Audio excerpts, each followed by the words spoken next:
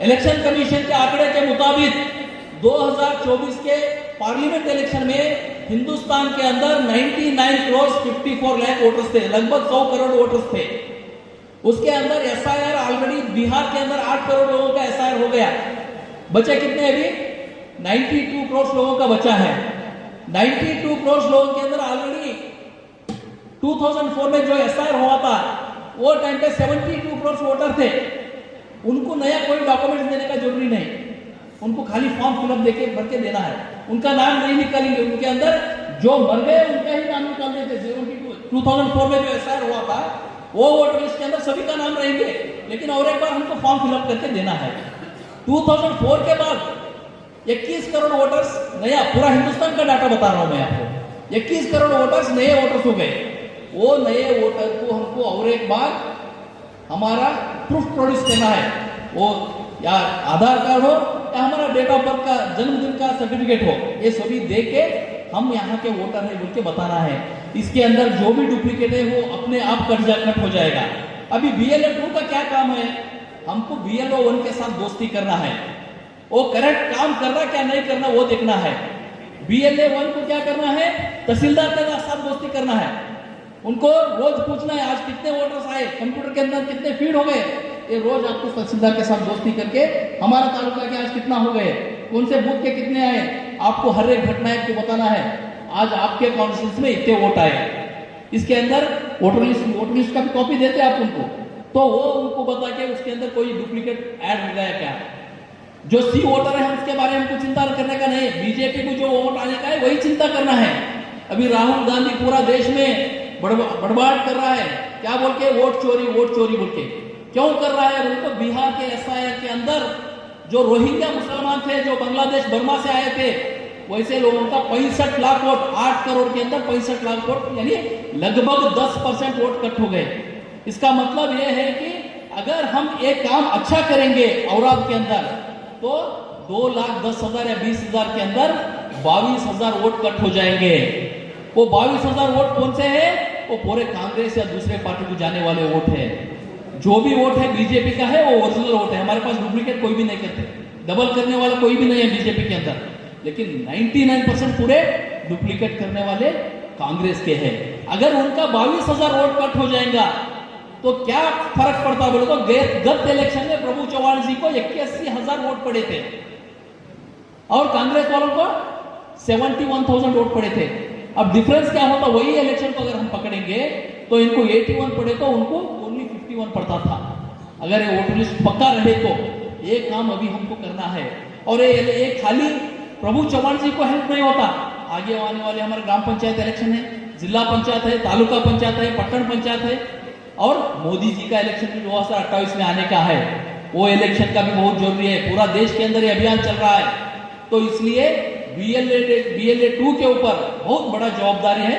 लेकिन 24 घंटा आपको देना नहीं है, रोज 1 घंटा BLO जो है वहां पे आपके बूथ में जो फिरते गवर्नमेंट के ऑफिसर, उनके साथ दोस्ती करके किनका किनका हो गया, किनका किनका नहीं हुआ, अभी किनका बचा, अगर कौन सा घर बचा है, अगर वो बीजेपी का घर है तो उसको ऐड करने लगा, अगर वो कांग्रेस का घर है तो उसका चिंता करने का कोई जरूरी नहीं। हम हर इलेक्शन में करते हैं A category voter, B category voter, C category voter, A यानी पक्का बीजेपी, हमारा घर का वोट नहीं छोड़ना चाहिए, सी यानी पक्का कांग्रेस या पक्का जेडीएस दूसरा पार्टी का है, उसको आए तो ठीक है, नहीं आए तो बहुत अच्छा, वोटर लिस्ट में है तो गुड, नहीं रहे तो वेरी गुड, तो इसलिए उसके लिए भी चिंता करने का नहीं है। बीजेपी का वोट को बढ़ाना है, दूसरे पार्टी का वोट को घटाना है, ये काम BLO 2 को आगे आने वाले 3 महीने के अंदर करना है। उसके बाद करेंगे बोल तो हमको चांस नहीं रहता, और ऐसा और 20 साल के बाद हो सकता, तो इसलिए ये काम हमको बहुत श्रद्धापूर्वक करना है, ये इंपॉर्टेंट जवाबदारी है, और आप पार्टी से ही नहीं सरकार का भी प्रतिनिधि रहेंगे। ये बात कहते हुए अभी हमारे आप बाबू वाली जी जो आत्मनिर्भर भारत का एक संकल्प हमको लेने लगा है, आत्मनिर्भर भारत, यानी अब भारत नरेंद्र मोदी जी जब 2014 में इस देश में सत्ता में आए थे तब हमारा देश का आर्थिक स्थिति 14वें नंबर पर था, अभी हम 4वें नंबर पे है, 4थे नंबर पे है, और आने साल के अंत तक हम 3रे नंबर पे जाएंगे। हमारा आगे केवल चाइना और अमेरिका 2 ही देश रहेंगे, अभी जापान हमारे आगे है, तो 2 ही देश रहेंगे। और नरेंद्र मोदी जी का संकल्प है आने वाले 2047 तक जब हम हमारा आजादी का सुवर्ण महोत्सव आचरण करते हैं उस टाइम पे भारत का आर्थिक स्थिति विश्व के नंबर होना चाहिए। लेकिन ये दूसरे लोगों को हजम नहीं हो रहा है। इसके लिए अमेरिका ने क्या किया, भारत के ऊपर 50% टैक्स लगा दिए।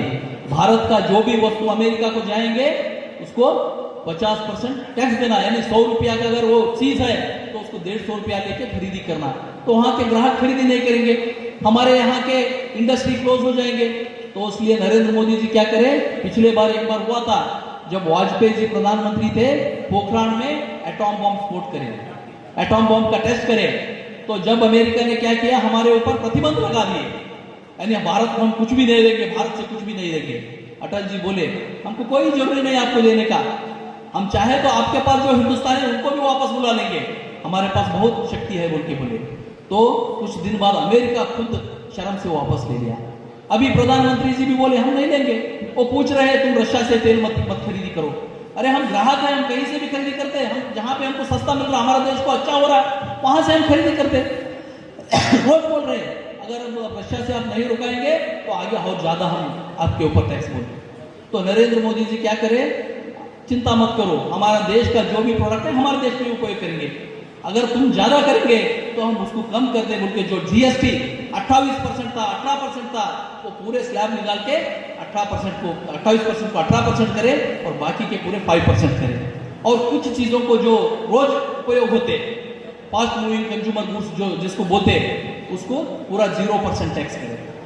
इसके वजह क्या हो गया, इस साल जो दीपावली के अंदर गत दीपावली में हमारे जो यूपीआई ट्रांजैक्शन हम फोन पे गूगल पे करते ना, वो लास्ट ईयर 64 करोड़ ट्रांजैक्शन हुए थे।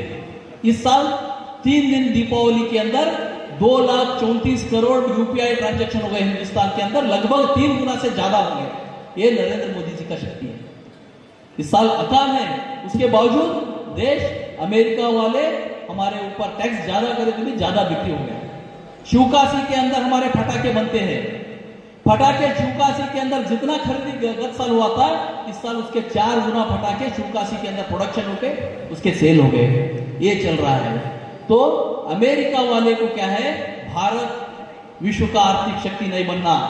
अगर विश्व का आर्थिक शक्ति भारत बन गया तो उनका डॉलर का वैल्यू कम हो जाएगा। तो इसीलिए क्या करते हो, अभी पाकिस्तान के जो जनरल है उसको बुला के उसके साथ बातचीत चल रहा है, दूसरे चीजें कर रहे हैं। यहां तक कोशिश करे कि 1 महीने के पीछे 15 दिन पीछे हमारे प्रधानमंत्री शंघाई गए थे।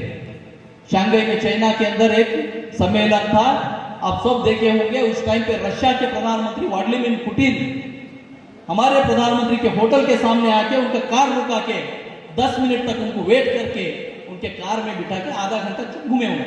पूरा दुनिया है, पूरा विश्व परेशान था, क्यों ऐसा घूम रहे हैं। एक बड़ा देश का राष्ट्रपति एक प्रधानमंत्री को लेके एक विश्व स्तर का सम्मेलन बोलता, मिनट टू मिनट उनका प्रोग्राम रहता।